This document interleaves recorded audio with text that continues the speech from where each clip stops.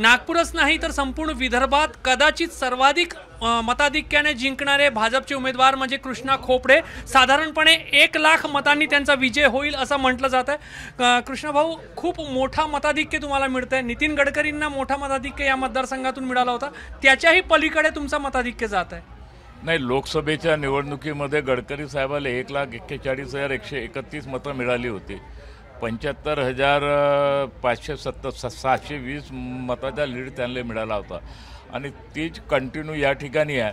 कारण पूर्व नागपूरच्या जनतेने विकासाच्या नावावर ठप्पा मारला।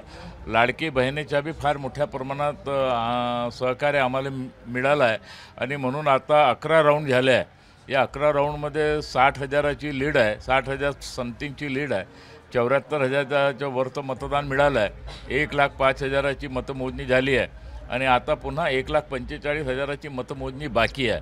आम्हाला अपेक्षा आहे का हा ट्रेन अगर कंटिन्यू सुरू राहिला तर आम्ही निश्चित स्वरूपात 1 लाखाच्या वरती पार करू।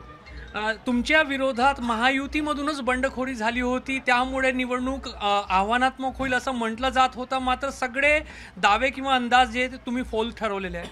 नाही, महायुती त्यांना जिथं त्यांच्या मतलब राहिला तिथं ते जातात। त्यांना युती फुतीशी काही संबंध नाही आहे। जिथं आपला स्वार्थ आहे तीच त्यांची युती राहते आणि म्हणून मी वारंवार म्हणत होतो की आमची लढाई कोणाशी नाही।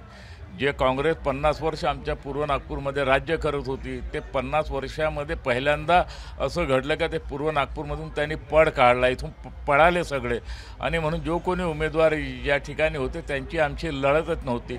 आणि तुम्ही आता रिझल्ट पाहत असेल का कोणी 3,000वर थांबला आहे तर कोणी 2,000वर थांबला आहे, कोणी 5-7,000वर थांबला, अशी परिस्थिती या पूर्व नागपूरमध्ये आहे। आणि त्यामुळे पूर्व नागपूरच्या एकूण एक कार्यकर्ता, एकूण एक पदाधिकारी, एकूण एक नेते सगळ्यांनी मिळून फार मोठ्या प्रमाणात काम केलं आणि मतदारामध्ये फार उत्साह मोठ्या प्रमाणात होता आणि त्याच्यामुळे आम्हाला वाटते का आम्ही 1 लाखच्या वरचं लीड क्रॉस करून आणि लगभग 2.25 लाखाच्या आसपास आम्हाला मतदान मिळते। ज्या पद्धतीने भाजपचा विजय होत आहे, देवेंद्र फडणवीस राज्याचे मुख्यमंत्री होतील का आणि नागपुरातून तुम्ही चौथ्यांदा आमदार म्हणून जात आहे, तुम्हालाही मंत्रिपद मिळेल का? नाही, मी काल देवेंद्रजीला रात्री शुभेच्छा दिल्या आणि त्यांना सांगितलं का तुम्ही महाराष्ट्राचे मुख्यमंत्री व्हा अशी आमची परमेश्वराचरणी प्रार्थना आहे। त्यांनी आमचं निवेदन स्वीकारलं बी आणि आज आपण या चौथ्यांदा जनतेने मला निवडून दिलं आहे। आमची काही अपेक्षा राहत नाही। पक्षाने सांगितलं का उद्या प्रभागाचे अध्यक्ष बनता, आम्ही प्रभागाचे अध्यक्ष बी बनू आणि पक्षाने मला अवकातीपेक्षा मला जास्त दिला आणि त्यामुळे माझी काही अपेक्षा नाही।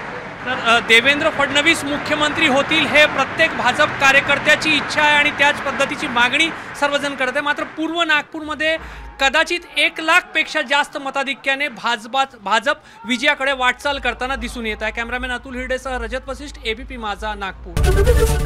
एबीपी माझा, उघडा डोळे बघा नीट।